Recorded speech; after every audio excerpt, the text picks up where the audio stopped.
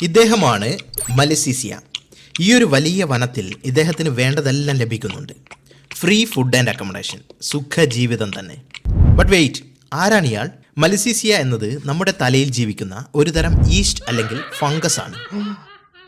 ഏകദേശം പകുതിയോളം മനുഷ്യരിലും ഈ ആശാൻ താരൻ അല്ലെങ്കിൽ ഡാൻഡ്രഫ് ഉണ്ടാക്കുന്നു.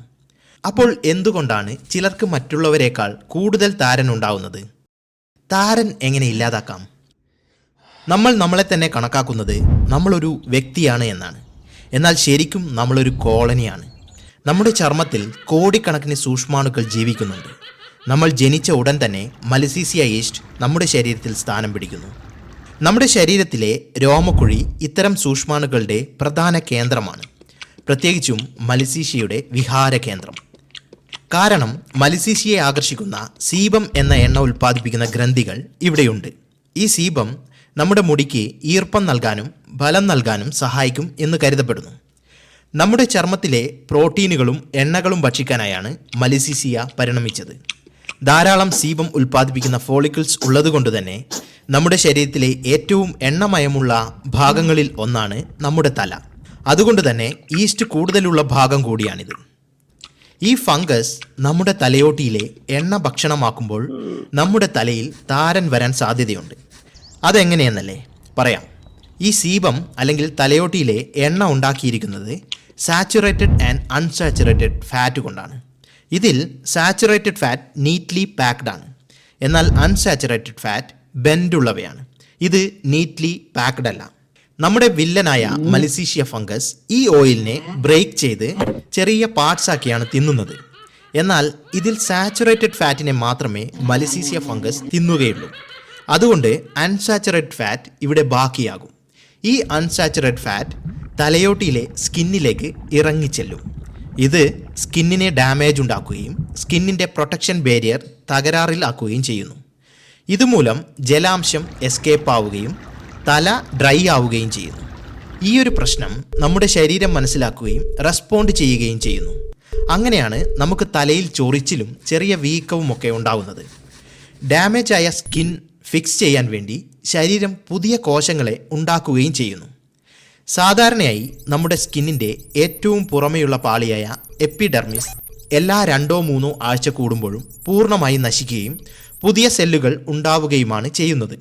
ഇത് വളരെ ചെറിയ സൈസിൽ നടക്കുന്നതിനാൽ നമുക്ക് പ്രത്യക്ഷത്തിൽ മനസ്സിലാക്കാൻ കഴിയില്ല. എന്നാൽ താരൻ ഉണ്ടാകുമ്പോൾ കേടുവന്ന സ്കിന്നിൻ്റെ ഭാഗം ശരിയാക്കാനായി കോശങ്ങൾ അതിവേഗത്തിൽ ഉണ്ടാകാൻ തുടങ്ങുന്നു. വളരാൻ ആവശ്യമായ സമയം ലഭിക്കാത്തതിനാൽ അവ ഹെയർ റൂട്ടിൻ്റെ ചുറ്റിലും എണ്ണമയമുള്ള കൂട്ടങ്ങളായി ഒട്ടിപ്പിടിക്കുന്നു.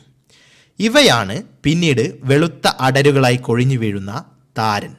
അപ്പോൾ ചുരുക്കി പറഞ്ഞാൽ ഫംഗസ് നമ്മുടെ സ്കൾപ്റ്റ് ഓയിൽ ഭക്ഷിക്കുകയും അതിൻ്റെ ഭാഗമായി നമ്മുടെ സ്കിൻ പ്രതികരിക്കുകയും ചെയ്യുന്നതിൻ്റെ റിസൾട്ടാണ് താരൻ അല്ലെങ്കിൽ ഡാൻഡ്രഫ്. അപ്പോൾ ഈ താരൻ എങ്ങനെ ഇല്ലാതാക്കാം? നിലവിൽ ഏറ്റവും നല്ല വഴി താരൻ ഉണ്ടാക്കുന്ന ഫംഗസായ മലിസീസിയയെ ഇല്ലാതാക്കാൻ ആൻറ്റി ഫംഗൽസായ ഷാംപൂ പോലുള്ളവ തലയോട്ടിയിൽ ഉപയോഗിക്കുക എന്നതാണ്. ഹോർമോണൽ വേരിയേഷൻസ് കാരണം സീബം ഉൽപ്പാദനത്തിൽ വ്യത്യാസം വരുന്നതിനാൽ ഡാൻഡ്രഫ് ഉള്ള ആളുകളിൽ തന്നെ ചില സമയത്ത് ഡാൻഡ്രഫ് ഉണ്ടാകുന്നതും ചില സമയത്ത് ഇല്ലാതായി നോർമൽ ആകുന്നതും കാണാൻ കഴിയും. ഏകദേശം എല്ലാവരുടെ തലയിലും മലിസീസിയ കോളനികൾ സ്ഥാപിക്കുമെങ്കിലും ചിലർക്കു മാത്രം കൂടുതൽ ഡാൻഡ്രഫ് വരാൻ കാരണം എന്തായിരിക്കും? ഇതിൻ്റെ കൃത്യമായ ഉത്തരം ഇതുവരെ കണ്ടെത്താൻ കഴിഞ്ഞിട്ടില്ല. പഠനങ്ങൾ നടന്നുകൊണ്ടിരിക്കുകയാണ്. എങ്കിലും genetics, weaker skin barrier, immune റെസ്പോൺസിലെ വ്യത്യാസം ഒക്കെ റീസൺ ആണെന്ന് പുതിയ പഠനങ്ങൾ പറയുന്നു.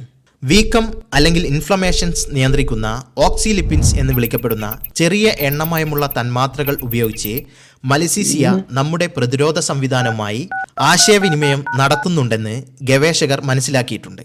വീക്കത്തിന് കാരണമാകുന്ന ഓക്സിലിപ്പിൻസുകളെ തടയാനും വീക്കത്തെ ചെറുക്കുന്നവയെ വർദ്ധിപ്പിക്കുവാനും ഒരു വഴി കണ്ടെത്താനായാൽ ഗവേഷകർക്ക് പുതിയ ചികിത്സാരീതികൾ വികസിപ്പിക്കാൻ കഴിയും.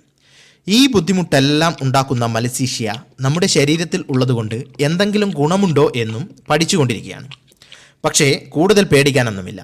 താരൻ ഒരു പകർച്ചവ്യാധിയല്ല, നമ്മുടെ ആരോഗ്യത്തിന് വലിയ ഭീഷണിയുമല്ല. കൂടാതെ സ്റ്റാഫിലോകോക്കസ് ഓറിയസ് പോലുള്ള മറ്റ് ദോഷകരമായ സൂക്ഷ്മാണുക്കളിൽ നിന്ന് സ്വന്തം തട്ടകമായ നമ്മുടെ ചർമ്മത്തെ സംരക്ഷിക്കുന്നതിൽ മലിസീസയ്ക്ക് മികച്ച കഴിവുണ്ട്. അതുകൊണ്ട് ഈ അവസ്ഥയെ ചുറ്റിപ്പറ്റിയുള്ള പല നിഗൂഢതകളിലേക്കും ശാസ്ത്രജ്ഞർ എത്തിപ്പെട്ടിട്ടുണ്ടെങ്കിലും ഒരു കാര്യം പറയാതെ വയ്യ, താരൻ ഇപ്പോഴും ഒരു തല ചൊറിയുന്ന പ്രശ്നമായി നമ്മളെ പിന്തുടർന്നുകൊണ്ടിരിക്കുകയാണ്. വീഡിയോ ഇഷ്ടമായ ലൈക്ക് ചെയ്യുക. ഇത്തരം കൂടുതൽ എഡ്യൂക്കേഷണൽ വീഡിയോസിന് വേണ്ടി ചാനൽ സബ്സ്ക്രൈബ് ചെയ്ത് സപ്പോർട്ട് ചെയ്യുക.